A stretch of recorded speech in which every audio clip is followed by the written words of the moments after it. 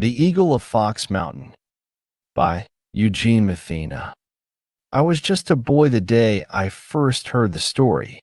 My mother and I had gone to visit her sister, my Aunt Fanny, who lived up on the hillside of Haney Street at the bottom of Draper's Mountain. The house smelled of coffee, cornbread, and age. It was a spring afternoon, and while they caught up in the living room, I wandered through the house, brushing my fingers along the faded wallpaper and trinkets that lined the shelves. At some point, they began flipping through an old photo album. I remember my mother calling me over.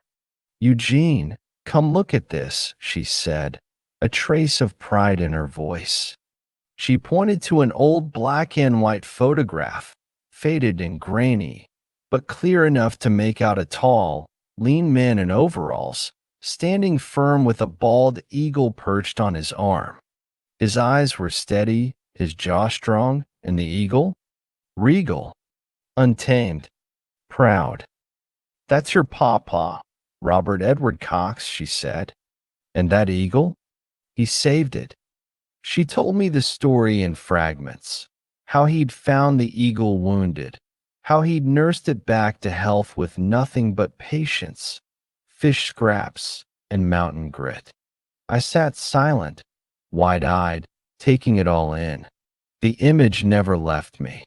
I knew even then, in my young heart, that I had stumbled into something special, not just a family memory, but a true tale worth preserving. This is that story.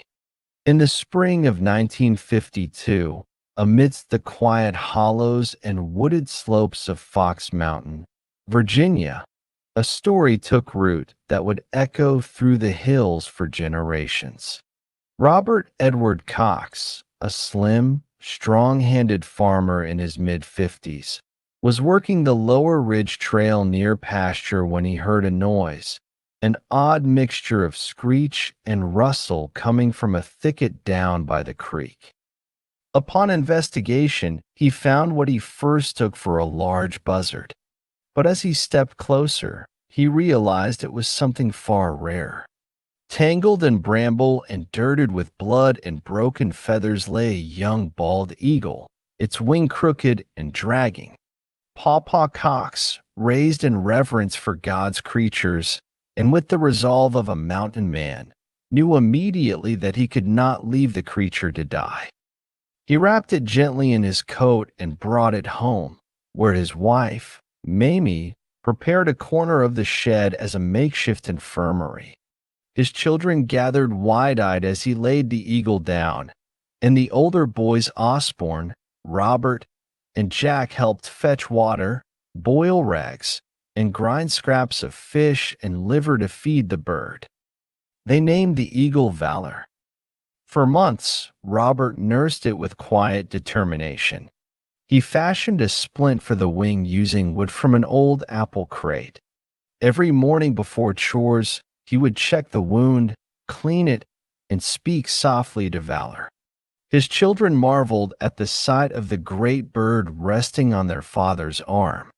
By midsummer, the eagle had regained strength, standing tall and fierce, though still tethered to a perch Robert built from a worn fence post. Word spread through the county. Neighbors rode up the trail, some still on horseback just to catch a glimpse of the eagle and the quiet man who had saved it. Reporters from Wytheville came. The story even reached Richmond, where a state conservation officer arrived to witness it firsthand. Robert refused any offers to take the eagle away. "When he's ready, he'll go," was all he said. And so he did. On an early September morning, Robert walked with Valor to the edge of a ridge overlooking the valley below. His wife and children stood nearby, along with a small crowd of friends and curious folk. With a final glance, Robert extended his arm, and the eagle took flight. It circled once overhead before rising high into the sky and vanishing into the sun-soaked horizon. The story of Robert Edward Cox of Fox Mountain became legend. School teachers spoke of it in classrooms. Veterans admired the symbolism of the nation's bird healed and set free. The Roanoke Times called him the Eagle Man of Fox Mountain, though Robert dismissed it all with a shrug. Just did what was right, he'd say. Even decades later, black and white photographs remained. Robert in his overalls, the eagle perched proud on his arm, and wide-eyed children nestled somewhere nearby. And when folks speak of Fox Mountain today, they still recall the year an humble farmhand became a local hero, not by seeking greatness, but by extending kindness to one of God's most majestic creatures and symbol of our great union. In memory of Robert Edward Cox, 1898 to 1989, who once saved an eagle and lifted a valley spirit with it,